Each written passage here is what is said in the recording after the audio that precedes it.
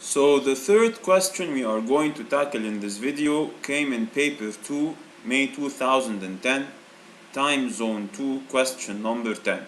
Kindly take a minute, pause the video, attempt to solve the problem and then check your answer out.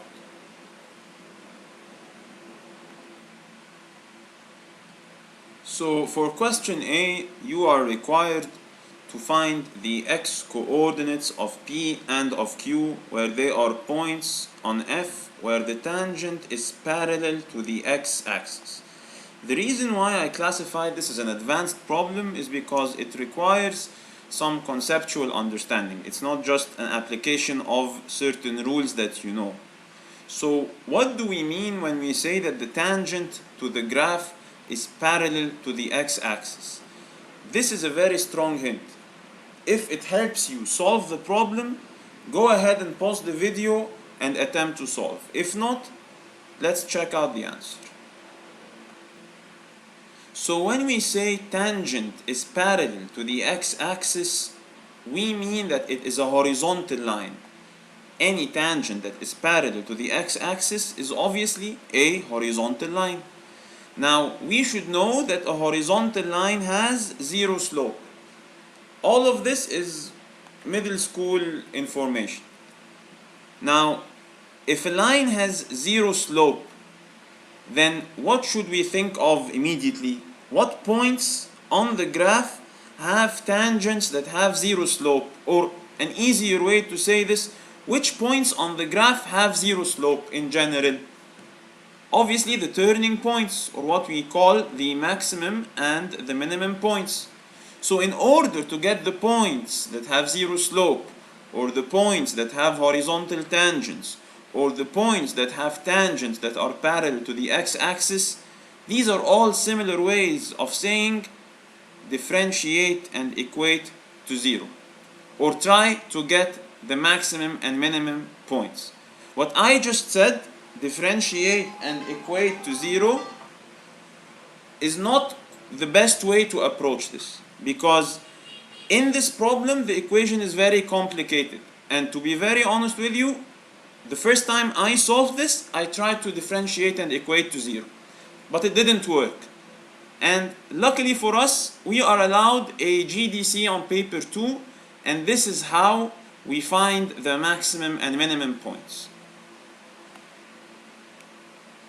So we are going to type in the equation on our GDC. This is our equation. There, I've typed it on the GDC, x ln 4 minus x squared. I'm going to click on trace to draw the graph. And here is my sketch, which is kind of similar to the sketch in the problem. Now, in order to get the minimum and maximum points, I'm going to click on second and then trace to get the calc function. So what do I need to calculate? I first need to calculate the minimum point.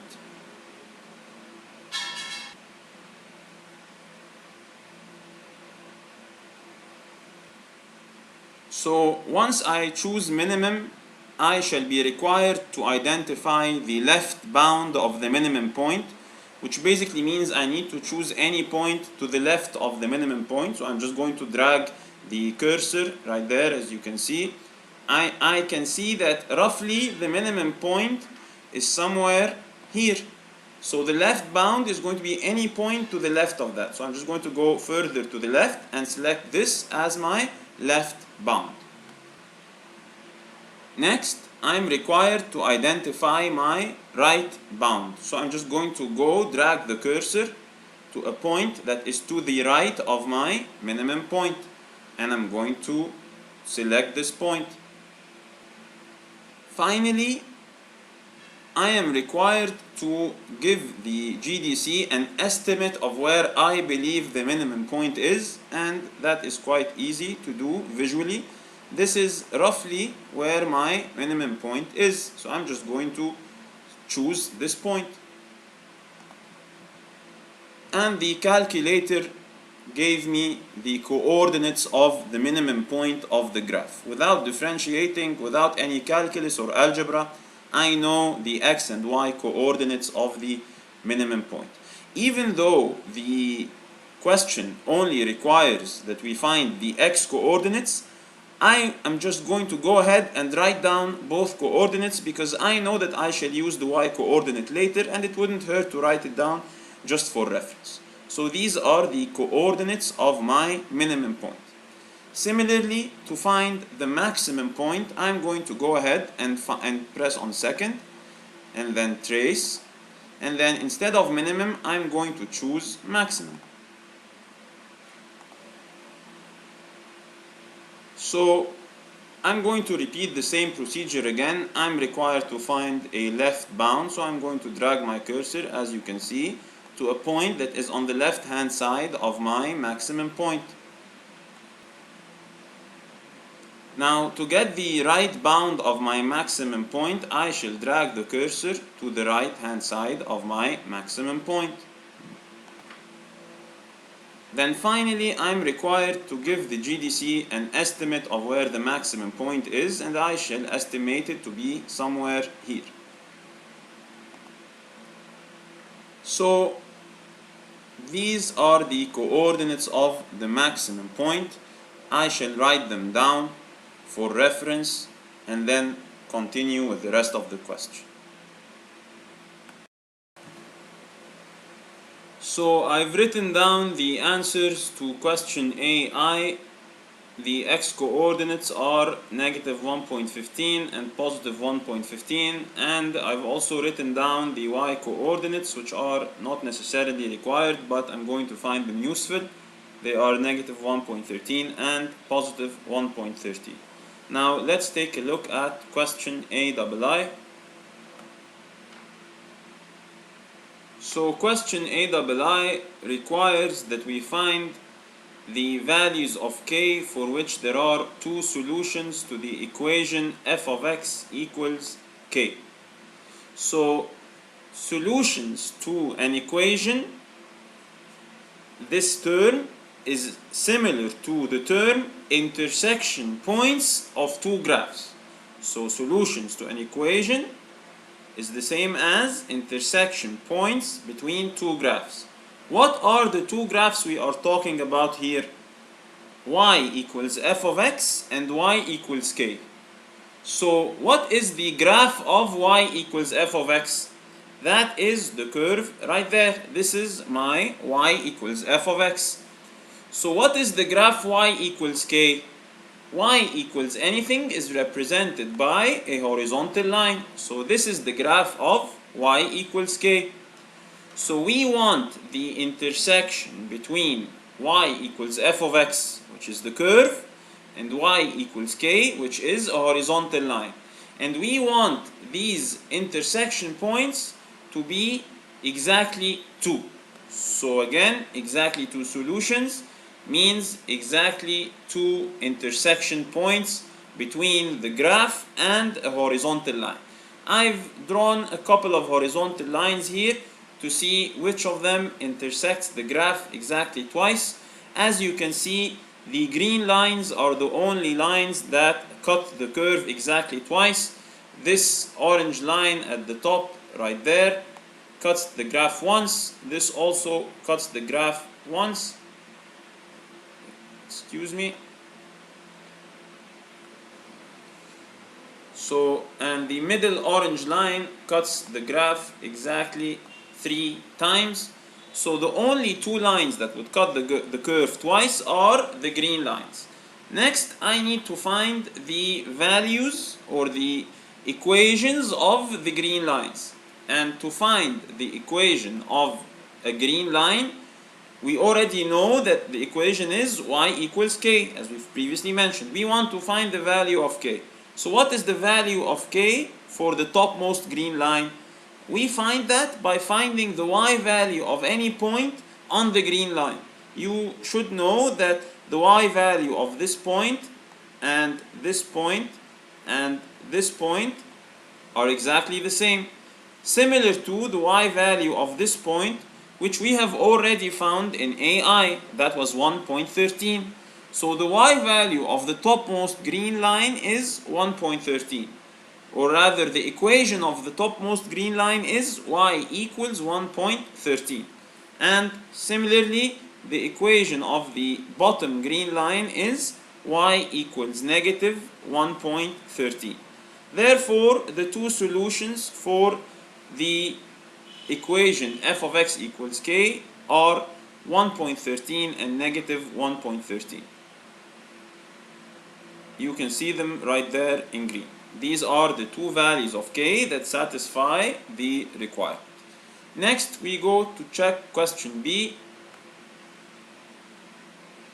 Question B requires that we differentiate g of x to show that the derivative looks like this.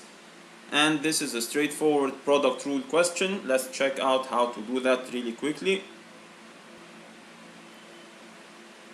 I'm given this black function g of x equals x cubed ln 4 minus x squared. I identify my four variables u, v and their derivatives u dash and v dash, and I plug them into the formula uv dash plus vu dash to get this red equation right there.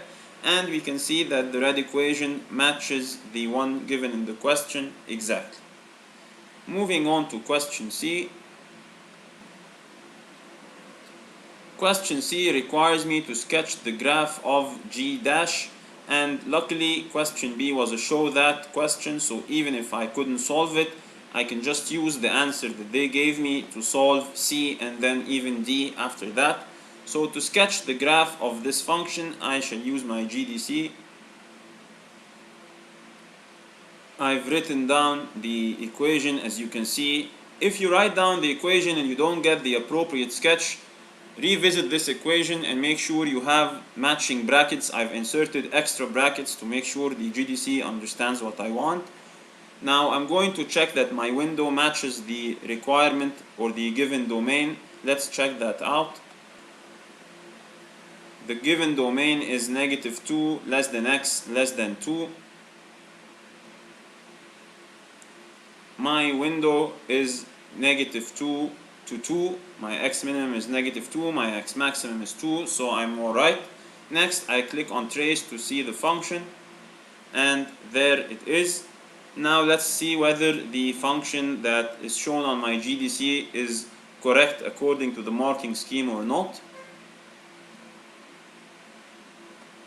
So the marking scheme version is right there and it looks exactly the same as the one on my GDC, so I'm doing fine so far. Let's check the requirement in question D. So question D says consider g dash of x equals w. Write down all values of w for which there are exactly two solutions. This is again to repeat the same as saying I have y equals g dash of x, y equals w, the graph and the horizontal line, and I want to find where they intersect exactly twice, similar to what we did in AII. So let's check the sketch and see which parts are intersected exactly twice. So as you can see, there are three parts of this graph. There is the topmost green line, and that correctly cuts the graph exactly twice at the topmost points. Any line below the green line, like the orange line right there, would cut the graph at exactly 4 points, so that does not work for me. Now the x-axis right there, which they drew, cuts the graph at exactly 3 points, right there, and finally right there. So again, the x-axis does not work for me. Finally, any line below the x-axis, similar to the green line right there, would also cut the graph exactly twice, so that works for me. In other words, the green lines are the ones that work for me. So for the bottom green line, any green line below the x-axis works. So that is satisfied by the equation w is less than 0. As for the top green line, I can find the y value of its equation by finding the maximum point of the curve, since it falls on both the curve and the green line. Let's do that quickly. I have the curve right there. I'm going to find the maximum point of the curve through second trace, I'm going to click on maximum right there, and I'm going to calculate the maximum point. Find the left bound right there. Find the right bound right there. So guess where the maximum point is. I'm going to guess it's right there. So the y value of my maximum point is 2.685, or actually 2.69, and that is my required solution.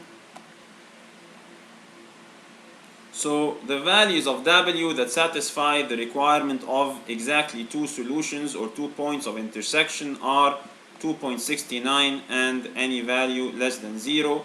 Take a minute, pause the video, write the answer down. I'm about to begin question 4, the final question in this video, shortly. Thank you. Hi guys, so this is the fourth and final question in this video. We are going to tackle paper 2, May 2013, time zone 1, question 9.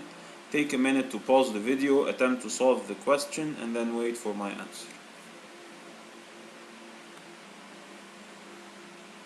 So for question A, you are given this function f of x equals 100 over 1 plus 50 e to the negative 0.2x. You are required to find f of 0, or actually to write down f of 0. This is a write down question is usually a very simple and quick question. This is solved by substituting x for 0.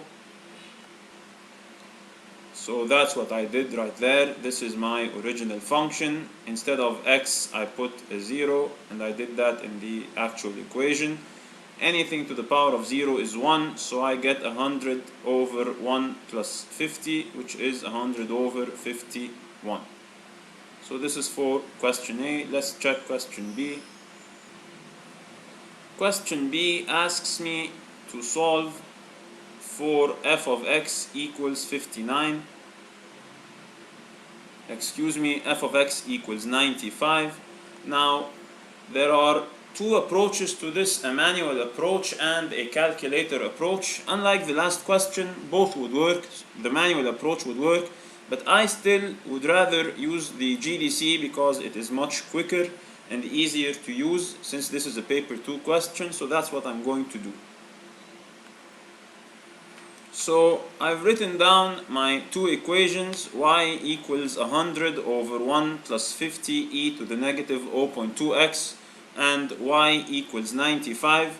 Similar to the last question, when I'm trying to solve two equations together, f of x equals 95, I simply sketch f of x, or sketch y equals f of x, and then sketch y equals 95, and attempt to find the intersection points. I've done some adjustments to my window to make sure that I have a nice drawing, that my drawing appears nicely on the screen, and I've used some information from the question to do that. So as you can see here on the x-axis, I am given a hint that 50 is a part of my domain. X reaches 50, so I'm going to include that in my domain. I'm going to start a little bit before 0, and I'm going to end at 50. As for the vertical part of the graph, I know that y is going to equal 95, so I'm going to start from the bottommost of the graph, which is y equals 0, and go all the way up to maybe y equals 100 or 120, so as to exceed y equals 95, which is where the two graphs intersect. Bear in mind that the arrow I drew right there is not y equals 95. This is the top of the graph. Y equals 95 is going to be somewhere here, and I'm trying to find the coordinate of this point, the x coordinate of the point of intersection between the two graphs. So anyway, let's get back to our sketch. I've adjusted my window. As you can see, the minimum of x is slightly less than 0, the maximum is 50 as per the sketch. As for the y, the minimum is negative 10, even though I could have set it to 0, and the maximum is somewhere above the 95, so maybe 120. Now let's click on trace to see what happens. I have this function and I'm trying to get the intersection point right there. I click on second, trace to get the calculator operations. I'm going to click on intersect. I'm asked to identify the first curve, so I'm just going to go slightly to the left of my intersection point. This is the first point.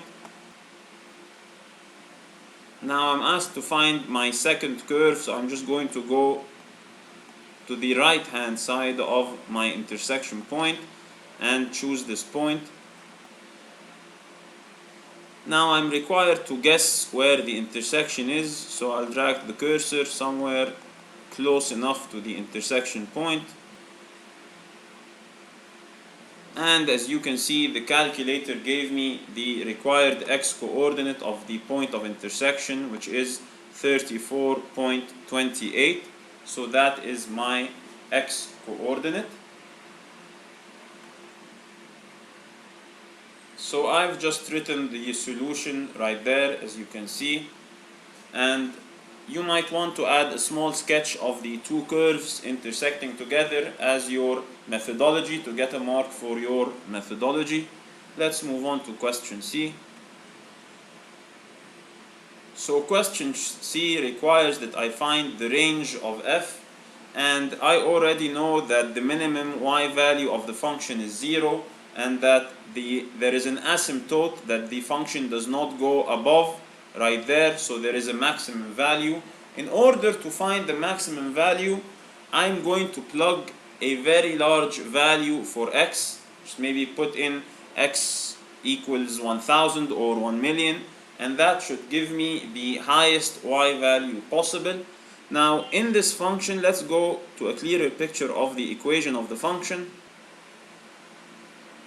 So there is my function right there. If I plug in a very high value here, I'm going to get e to the power of negative 1 million maybe. So e to the power of negative 1 million is 0. E to the power of negative, a huge number, is 0. So that cancels the second term in the denominator entirely, and I get 100 over 1. Therefore, my range is 0 less than y less than 100. Now moving on to question D. I am required to find the derivative function and to compare it to the reference solution that they gave me. This is a show that question. Let's go ahead and do that. So instead of the fraction that they gave me, I rewrote my function as a negative power. So 100 times the bracket all to the power of negative 1. This is a chain rule problem, and this helps me solve. All I'm going to do is multiply by the original power, which is negative 1, and then reduce the power by 1, and then multiply by the derivative. Next, I'm going to simplify this purple expression a little bit, so the negative 100 stays as it is. The second term right there has a negative exponent, so it goes to the denominator, and I just need to square that expression, excuse me. There, that's better. Now instead of negative to the power of negative 2, I took it to the denominator and it became to the power of 2. And finally, the third expression right there in purple has 50 times negative 0.2, so that gives me negative 10, and e to the power of negative 0.2x remains as it is. Finally, I multiply the negative 100 by the negative 10 to get a positive 1000, and this expression is exactly the same as the one they gave me. Moving on to question E. I am required to find the maximum rate of change of f, which is basically the maximum of the derivative. The rate of change of f is f dash, so I need to find the maximum point of f dash, so I'm just going to sketch. So I've written the function on my GDC, and watch out for the use of brackets, particularly the second bracket right there. That's very important, so that you square the entire denominator. Make sure that you have the correct brackets. Also make sure that you correct your window, you check your window. I need to decrease my window a little bit to get a nice drawing, and then see I've decreased my y maximum, and I'm going to click on trace to see what the drawing looks like. This looks nice. I'm going to finally find the maximum point very quickly. I pressed on second, trace maximum. I'm going to find the left and right bounds and the guess. So my maximum value, my maximum y value, as you can see, is 5, and I'm done. So you should show a sketch of your drawing to gain the methodology marks, the step marks, but we're done. Pause the video, write the answers down, and that concludes our final video on chain rule questions. I hope you have found it useful. Thank you.